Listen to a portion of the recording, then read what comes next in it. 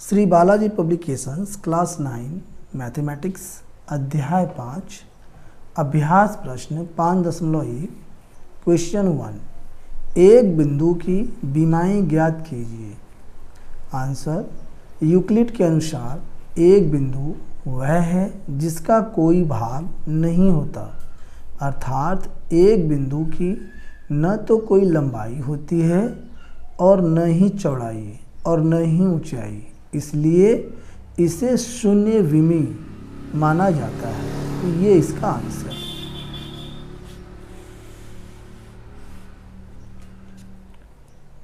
Question number 2 एक ठोस की विमाएं ज्ञात कीजिए। आंसर यूक्लिड के अनुसार ज्यामिति में वस्तुओं को उनके विस्तार के आधार पर श्रेणियों में बांटा जा सकता है।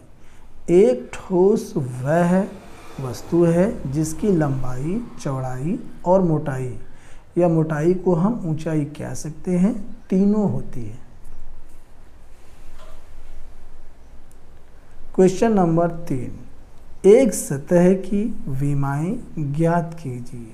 आंसर यूक्लिड के अनुसार एक सतह वह होता है जिसकी केवल लंबाई और चौड़ाई होती है लेकिन कोई मोटाई नहीं होती है। तो ये था क्वेश्चन 3 का आंसर।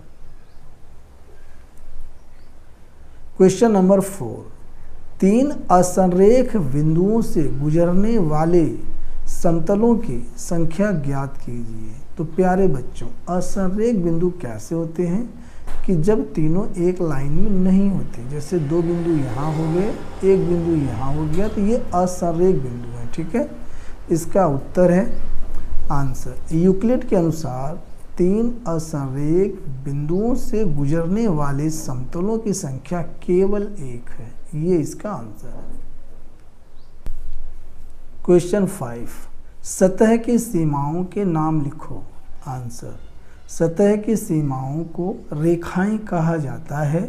यूक्लिड के अनुसार सतह वह है जिसमें केवल लंबाई और चौड़ाई होती है, जैसे कागज या मेज की ऊपरी सतह। क्वेश्चन 6 ठोस की सीमाओं के नाम लिखो। आंसर ज्यामिति में ठोस की सीमाओं को पृष्ठ या सतह कहा जाता है। यूक्लिड की अवधारणा के अनुसार इसमें लंबाई, चौड़ाई और मोटाई को हम कह सकते हैं ऊंचाई, तीनों होती है।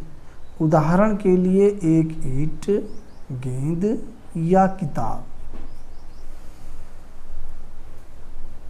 क्वेश्चन नंबर 7 यदि दो बराबर संख्याओं में एक बराबर संख्या जोड़ी जाती है तो परिणामी संख्याएं बराबर होती हैं। वह है ऑप्शन ए अभिगृहीत, बी परिभाषा, सी उपपत्ति, डी अभिधारणा। तो प्यारे बच्चों, इसका सही उत्तर है ऑप्शन ए अभिगृहीत।